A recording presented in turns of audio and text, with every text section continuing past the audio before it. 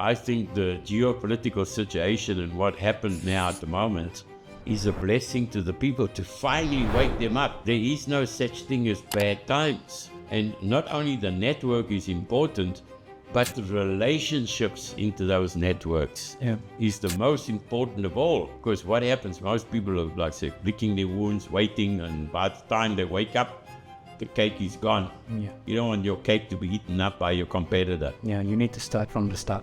Yes. Hello and good afternoon. Welcome to the first episode of Tapio Management Advisory Podcast. And today I have Mr. Bernard with me. How are you feeling today? I'm feeling fantastic, thank you. Okay, so we will start with discussing a lot of things today. And I want to start with the geopolitical situation that is happening in the world today. A lot of businesses have been severely affected and very overwhelmed with the geopolitical situation today. For example, like what's happening in Ukraine, the tariff war that's going on, the Cold War with China, with Iran and Russia, and also the over-regulation of the EU. And what do you think these businesses should do in order to overcome these challenges? That's a very good question. And I'll tell you why, and I'll tell you my opinion. So there is no such thing as bad times. If you have a look, you have a scale, a left scale and a right scale. If the left side gets heavy, the right side goes up. If the right side gets heavy, the left side goes up. So you got to have a look at how do I adjust my scale for my business and my needs and my situation. So make a strategy. Yeah. And you think that now, how can they actually maintain a balance to avoid these situations where they do a business only in one country, where they only rely on one customer? What should the plan be for that? Well, if you have a look at why did a lot of people run into trouble? Because they had some big, strong elephant in the room country that dominated the world in business. Yep. Everything comes to an end sometime. Yes. So I think the geopolitical situation and what happened now at the moment is a blessing to the people to finally wake them up and start to have a look. What do we do? We need to look at different regions. Everybody knows Asia is the new big tiger coming up. But how do you tackle that? That is sometimes very difficult situation. You know, where do you go? How do you tackle the situation? Every region has a speciality, just like Europe. You go to a country like Germany, or Belgium, or the Netherlands for engineering. So these are just some of the small things like the engineering or universities. Where do you go for what? If you want to do cheap labor, you know, you've got to identify which country to go to and where to go for the right thing. And not only identify the right country, but identify the right country in all ways, and also to make sure that you have government support in the region that you're going into. It doesn't help if you go into a country and the government is totally against your industry. When these companies are trying to penetrate the Asian region, they really have to do their study and their research. Yes, absolutely. You know, and that is important, because if you have a look at doing business, I like to make this comparison, and a lot of people don't like this comparison, but it's very accurate. If you're going to go to war, you need to know exactly your competitor. How many guns do they have? How many people? How well are their soldiers trained? You need to understand who is your competitor or the people that you're going to deal with. And that's the same in business.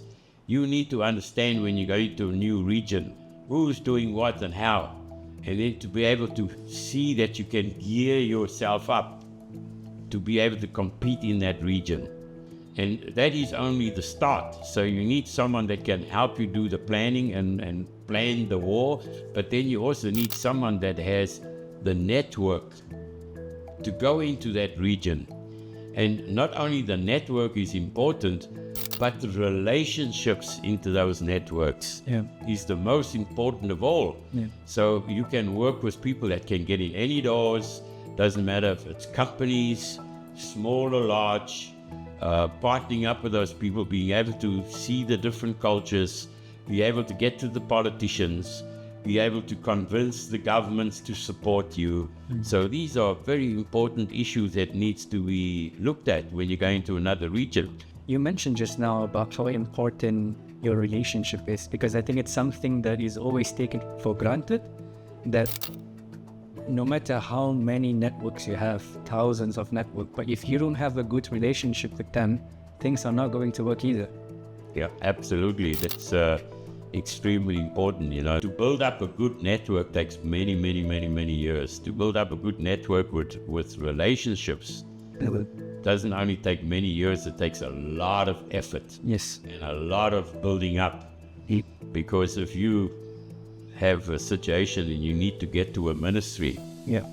usually if a Belgian company comes here, or a German company, or Dutch company, or French company, and if they go through the diplomatic channels, it takes forever Yes. because they have what you call protocol. But if you have somebody who can pick up the phone and call any minister he wants and make an audience right away because you have a friendship with those people, and to be able to convince them to assist you to make things happen, that's where the value comes in. You explained now everything about the strategy moving into the Asian market and how to find a good partner. How can they start? Where do they find these good partners to support and help them? Well, the most important thing is, as I mentioned a little bit earlier, you need to do your due diligence to have a look, just like a war plan, as I mentioned to you. Have a look, what is going on in the area that I'm going into? What do I have to do? What do I need? What is their thinking? What is our thinking? Can we match? Do they have the right people? Do they have the universities to teach and train my people? Will I have government support? Some governments don't want you to come for certain industries. Yeah. Some governments want you very badly, and they'll do everything they can to get you to come here.